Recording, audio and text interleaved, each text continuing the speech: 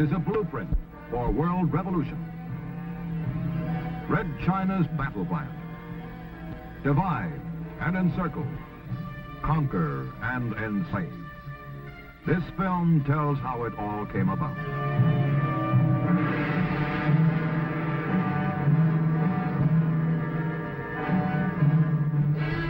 China ceased to dominate various territories, which included 3.5 million square miles, an area equal in size to 3 Indias, or almost all of Europe.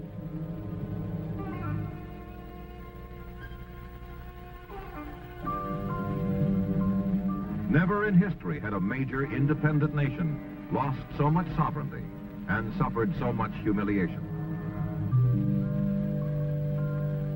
Entering the 20th century, China is a backward nation ruled by an autocratic system of emperors and kings. Her people are restless. They want to change. They demand new leadership. They find both in Dr. Sun Yat-sen, the George Washington of China, who leads a people's revolution in 1911 that overthrows the corrupt Manchu dynasty.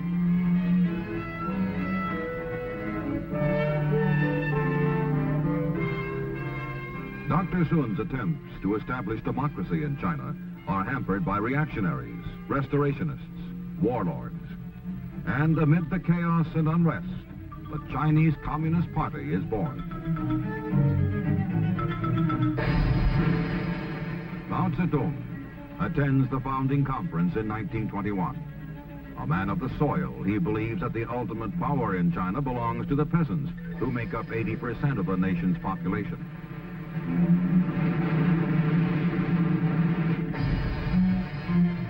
And so, says Mao Zedong, China's communist revolution must begin in the rural areas and sweep over the cities.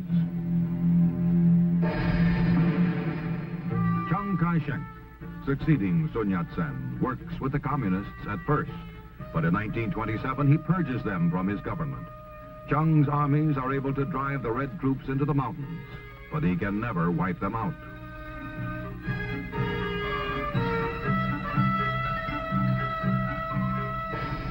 And in 1934, Mao Zedong undertakes his long march in search of sanctuary in the remote province of Chiense, in the caves of Yan'an. It is as if an army had been ordered to march on foot 6,000 miles through hostile territory in 1 year.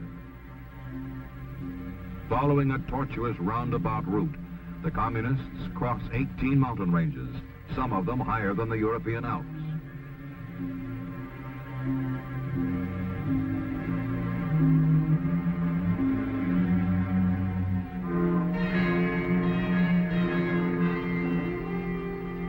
In the beginning, there are 180,000 marchers in the communist caravan, curling across the hills and plains of China for 50 miles and more. Casualties are enormous. 3/4 of the marchers die en route.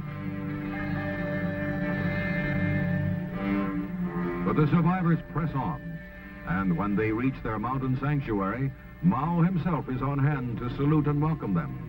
He is and has been throughout the long march in full command.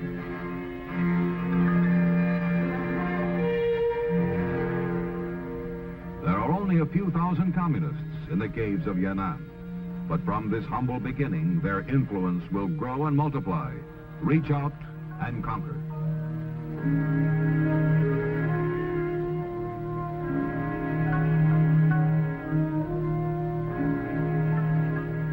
The communists ideologically are constantly on the attack, denouncing the nationalist government and Chiang Kai-shek. And Mao does something no military leader in China has done before. He sends his soldiers into the fields to work beside the peasants, to help them, and to talk to them of the new China, the communist China, in which landlords will be made to give up their farms to the peasants.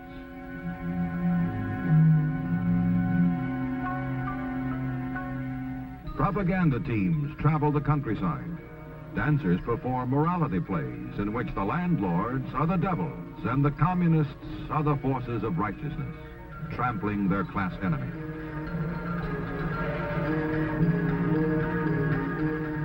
Chiang Kai-shek is aware of the growing pro-communist sentiment in China. He realizes that it is a threat as great, if not greater, than the aggressive ambitions of the Japanese.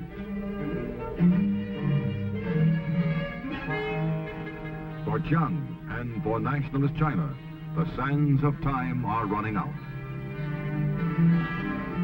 And yet, the nation, her cities, and her people reflect little of the uneasiness, unrest, uncertainty that cast their shadows from within and without.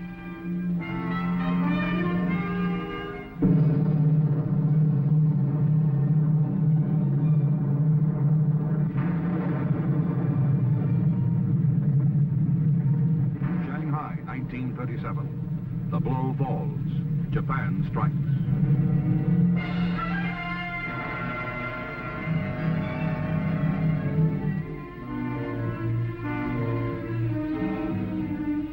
When Chiang Kai-shek is forced into war with Japan, when China must fight for her life, the communists are given representation in a coalition government.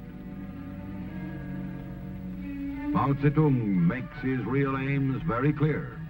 We are fighting 70% for self-development, 20% for compromise, 10% against Japan. As the Sino-Japanese War goes on, Mao is promoted in Chinese communist propaganda as a popular anti-Japanese patriot. Wherever and however the Red troops move into battle, they spread the glory of Mao Zedong and the greatness of the communist cause. On their backs, they carry posters and slogans as they march through the countryside. When the war ends in 1945, Mao's guerrillas have grown from 40,000 to 1 million.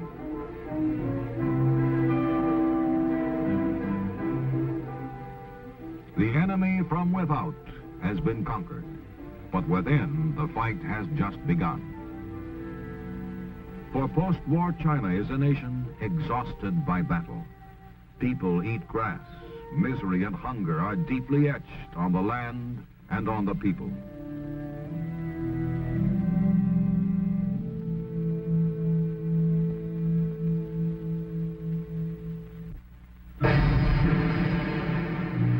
This is the time for Mao Zedong to launch his so-called War of National Liberation. Communist forces have been strengthened by the acquisition of captured Japanese weapons and ammunition, stockpiled in Manchuria and seized with Russian assistance. Mao's strategy is based on a protracted war, a war that will weaken the nationalists as the communists grow stronger. Enemy advances, we retreat. Enemy camps, we harass. Enemy tires, we attack. Enemy retreats, we pursue.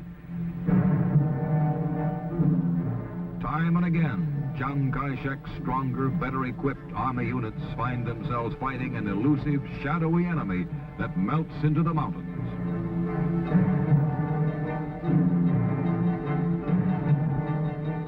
And in the midst of battle, communist soldiers harangue the nationalists, calling on Chiang's troops, often with great effect, to desert to the communist side.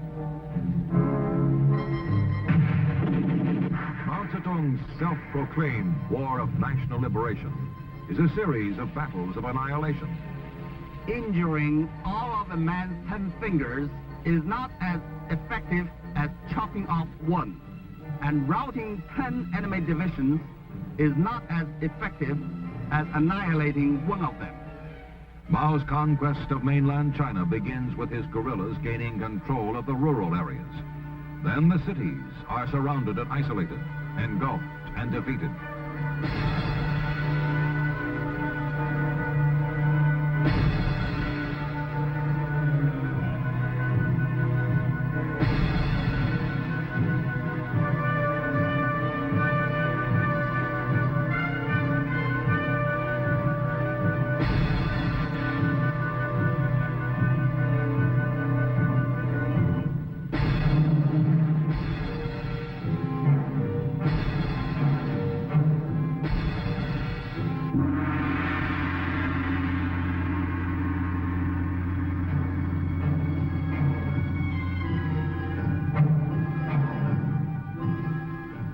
blueprint for conquest is succeeding just as planned.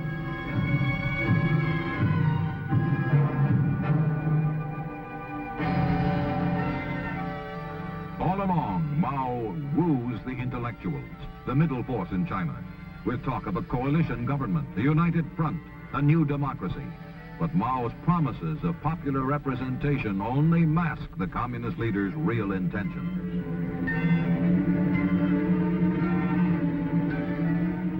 Finally, all of mainland China is swallowed up by the so-called liberation movement, and 1/4 of the world's population is brought under communist control.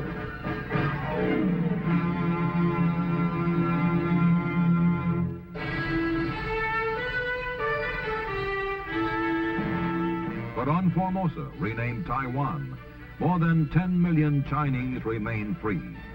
Chiang Kai-shek has escaped and set up a Republic of China government in opposition to the communists. Chiang signs a mutual defense treaty with the United States and vows one day to liberate captive China.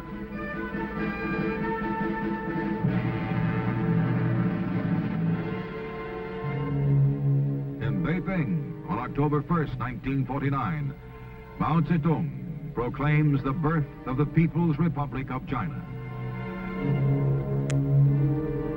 In communist China, with the War of National Liberation won, Mao Zedong reveals to the world that he is no gentle agrarian reformer. In the first 5 years of the People's Republic, at least 800,000 anti-communists, by Mao's own admission, are tried and executed. Millions more die from local excesses, from imprisonment, from assignment to so-called labor reform units. In foreign affairs, Mao becomes increasingly militant.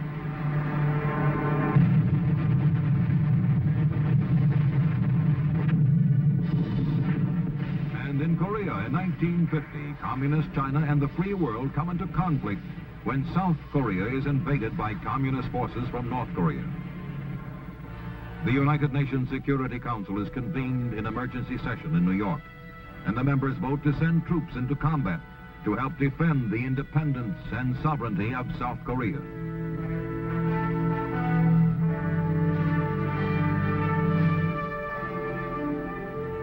In December 1950, the Red Chinese intervene on the side of North Korea.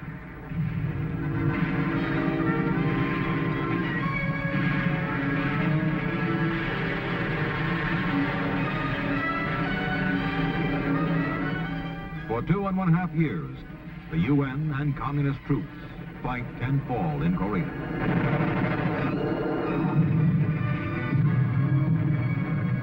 The United Nations forces hold, and in July 1953 at Panmunjom, an armistice is signed, fixing boundary lines much as they were when the invasion began.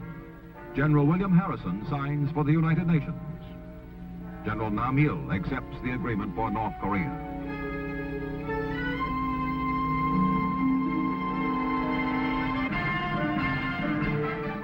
As the communist Chinese troops withdraw and return to their homeland, Mao Zedong claims a momentous victory over the free world.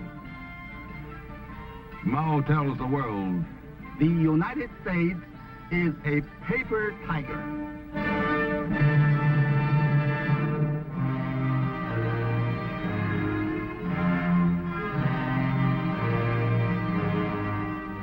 Immediately after the establishment of the People's Republic, all is harmony between the Chinese dragon and the Russian bear.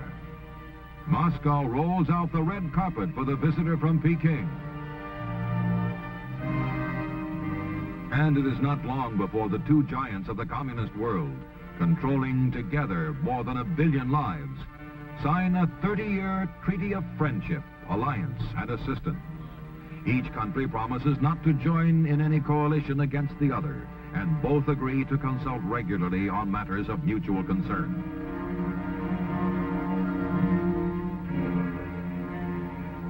But in 1956, the dragon and the bear come into conflict as Nikita Khrushchev denounces Joseph Stalin, Mao Zedong's longtime idol. When the Russian premier proposes a policy of peaceful coexistence with the free world, Red China attacks Khrushchev and the Soviet Union as traitors to the basic doctrine of world revolution.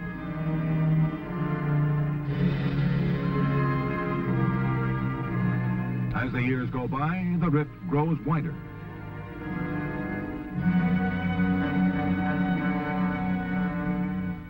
In 1963, Russia, the United States, and Great Britain agree on an historic treaty banning nuclear testing in the atmosphere, outer space, and underwater.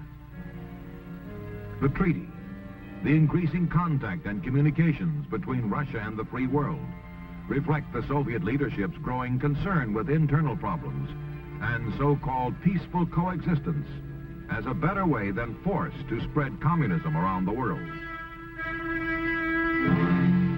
Dean Rusk signs for the United States. Andrei Gromyko for the Soviet Union. And Alexander Douglas Hume for Great Britain. Red China denounces Moscow's new line and sets out to become the leader of world communism.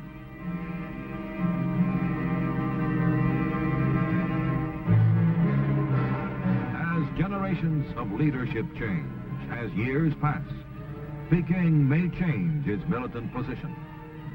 But today, Communist China seeks to spread its own brand of global revolution.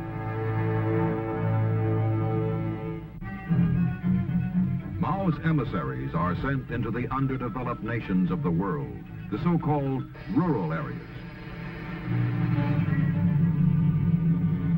Red technicians arrive in Havana, seeking a foothold in the Caribbean, a satellite in the Western Hemisphere.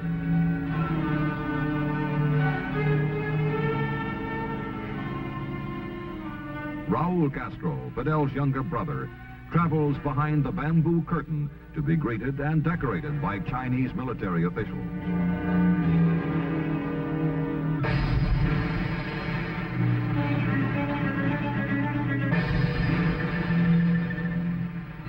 In Europe, Red China wins a satellite in tiny Albania.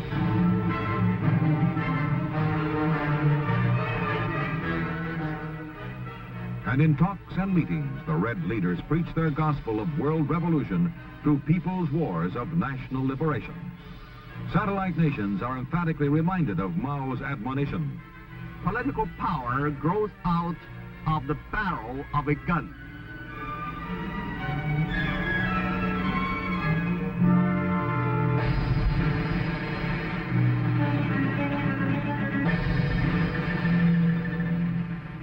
In Africa, Ghana and its leader, Kwame Nkrumah, received special...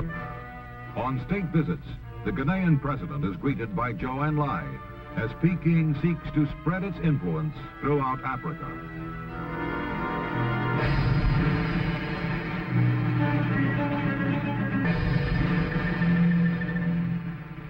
In Asia, the Chinese Communist regime seeks to become a friend and ally of Pakistan.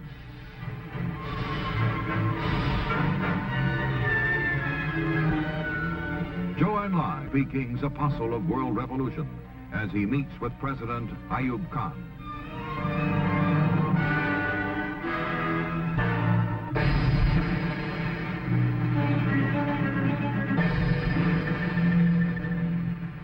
In alliances and agreements with Indonesia and other nations, Red China adheres to Mao Zedong's creed of conquest. The Marxist-Leninist principles of revolution hold good universally for China, all the other countries of the world. Red China's battle plan is spelled out in specific detail in an article written by Lin Biao, Vice Chairman of the Chinese Communist Party and Minister of Defense. Long live the victory of People's War is the title of the article. And its 18,000 words are directed toward the ultimate and absolute defeat of the free world. Victory for communism will come, says Lin Biao, through wars of national liberation. Country by country, continent by continent. Lin Biao's blueprint for world revolution follows Mao Zedong's classic conquest of China, dividing the world as a nation is divided into cities and rural areas. In this Red Chinese battle plan, North America and Western Europe are the cities of the world, and Asia, Africa, Central America, and South America, the rural areas. With revolutions such as the war in Vietnam organized everywhere, there will be, says Lin Biao, a tide of opposition to the free world.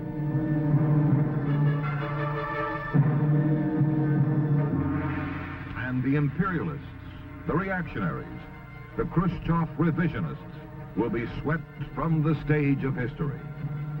The struggle of the Viet Cong, adds Lin Biao, is now the focus of the struggle of the people of the world. The communists are waging a guerrilla war patterned after Mao Zedong's War of National Liberation. In Vietnam, as in China 2 decades ago, communists seek to dominate the countryside until the dense thicket of communism surrounds, entangles, and finally chokes the cities. And the Viet Cong fight with guerrilla tactics tested and perfected by Mao Zedong. Use any technique of terror, subversion, treachery that will harass and cripple the enemy. And so civilian prisoners are bound and chained and slaughtered by the Viet Cong.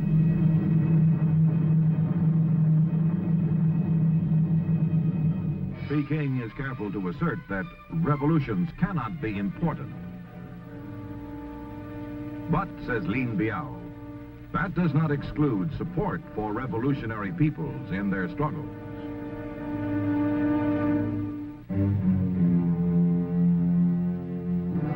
Thus does militant communist China and Mao Zedong see the day when Peking becomes the ideological center of a world enslaved. But in many countries, the Red Chinese battle plan has failed. In Ghana, Kwame Nkrumah, good friend and faithful ally of Mao Zedong, is today a fallen idol, a deposed ruler, a man without a country.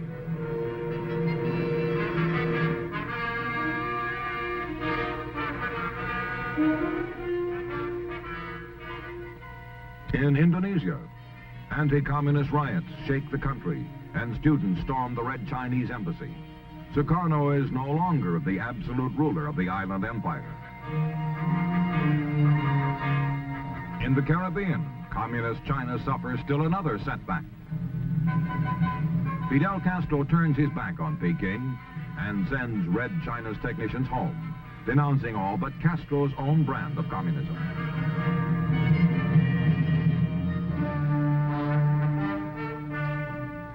In Asia, nations large and small stand together, strong, alert.